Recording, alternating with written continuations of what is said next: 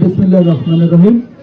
সম্মানিত সভাপতি, আমাদের মাঝে উপস্থিত রয়েছেন মঠবাড়িয়া উপজেলা বিএনপির সাবেক সহ সাংগঠনিক সম্পাদক, বর্তমান উপজেলা বিএনপির আহ্বায়ক কমিটির অন্যতম সদস্য বড় ভাই রিপন মাতুব্বর, উপস্থিত ধানিসভা ইউনিয়নের বিএনপি অঙ্গ এবং সহযোগী সংগঠনের নেতৃবৃন্দ, আমার সামনে যারা রয়েছেন আজকের অনুষ্ঠানের মূল প্রাণ, আমার ভাইয়েরা এবং চাচারা, পর্দার আড়ালের মা ও বোনেরা, সকলকে আমার ব্যক্তিগত পক্ষ থেকে আল্লাহ রুহুল আমিন দুলাল ভাইয়ের ধানের শীষ মার্কার পক্ষ থেকে শুভেচ্ছা অভিনন্দন।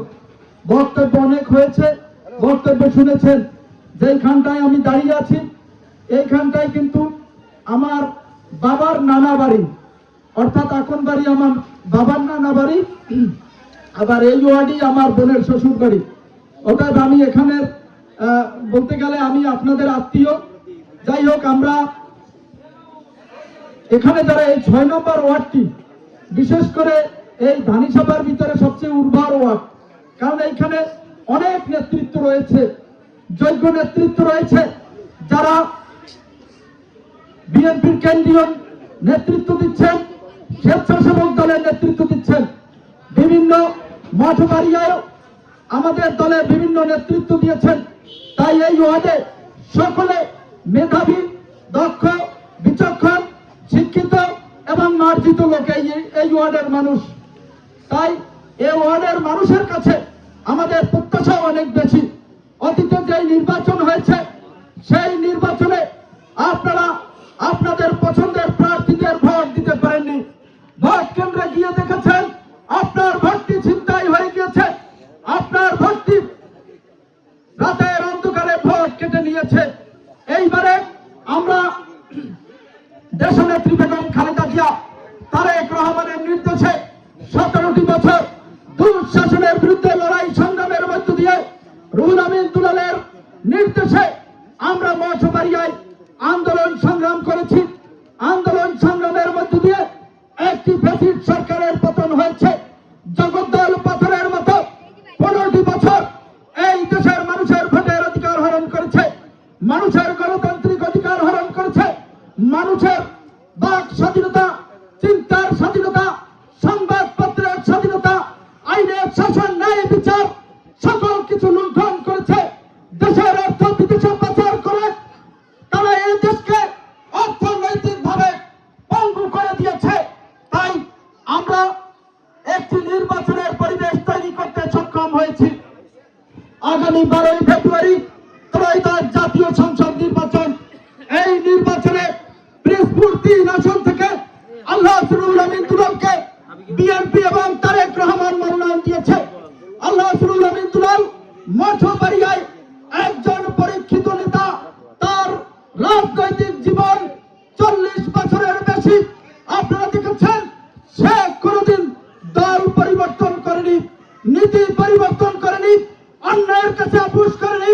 সংগ্রাম আন্দোলনের মধ্য দিয়ে জাতীয়তাবাদী ছাত্র দল থেকে শুরু করে যুব দল বিএনপির নেতৃত্ব দিয়েছেন, কোনদিন অন্যায়ের কাছে আপোষ করেনি। তার কারণে তাকে রক্তাক্ত করা হয়েছিল, তাকে হত্যা করতে চেয়েছিল।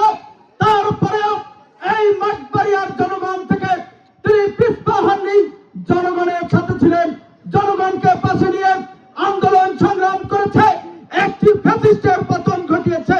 এখন যেই সুযোগটি এসেছে 12 তারিখ, আপনারা ধানের শীষে কেন ভোট দিবেন, অথবা রুহুল আমিন দুলাল ভাইকেও বা কেন ভোট দিবেন?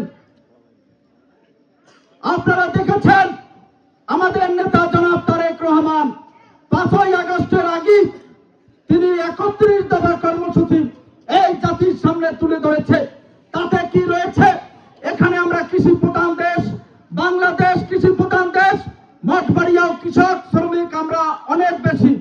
তার জন্য আপনারা দেখেছেন একটি ফার্মার কার্ড, একটি কৃষকদের জন্য একটি কার্ড তারেক রহমান যদি রাষ্ট্র পরিচালনার দায়িত্ব পায় সকল কৃষকদেরকে একটি কৃষক কার্ড তিনি দিবেন।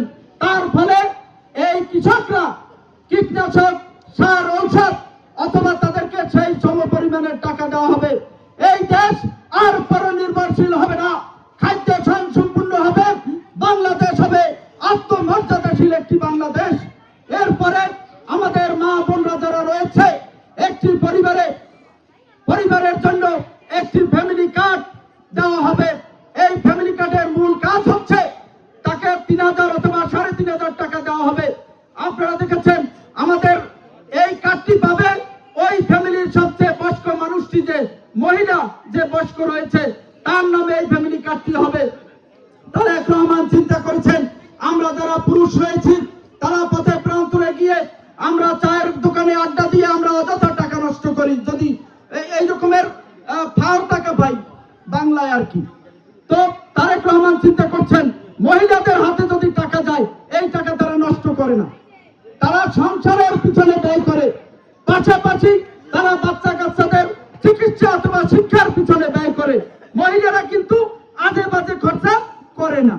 সেজন্য তারেক রহমান এই কার্ডটি মহিলাদের নামে বরাদ্দ করেছেন। সবশেষ যে কার্ডটি তারা দিবেন সেটি সব তারেক রহমানের আরেকটি যে কার্ড রয়েছে সেই কার্ডের নাম হচ্ছে স্বাস্থ্য সেবা কার্ড, অর্থাৎ চিকিৎসা সেবা পাবেন। তো আমাদের মা বোনেরা দেখবেন চিকিৎসা সেবা সঠিক মতো পায় না। আমাদেরকে যখন বলে যে আমার একটু অসুখ হয়েছে আমরা এটার গুরুত্ব দেই কম, তাই তারেক রহমান চিন্তা করেছে এই ফ্যামিলি কার্ডের মাধ্যমে তাদেরকে স্বাস্থ্য সেবা দেওয়া হবে।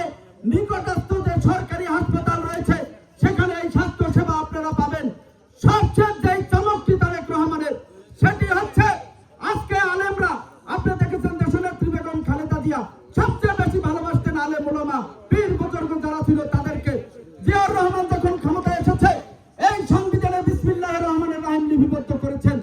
আলেমরা আজকে যেই মসজিদে ইমাম মুয়াজ্জিম রয়েছে তাদেরকে বিভিন্ন জায়গা থেকে জাকাত সেই দিয়ে তাদের বেতন ভাতা দেওয়া হয়, তারা মানবতার জীবন যাপন করে। তারেক রহমান বলেছেন যদি রাষ্ট্র পরিচালনার দায়িত্ব পায় তাহলে তাদেরকে একটি বেতন কাঠামোর মধ্যে নিয়ে আসবে। ইনশাআল্লাহ যদি আপনারা তাকে আগামী দিনে রাষ্ট্র পরিচালনার দায়িত্ব দেন।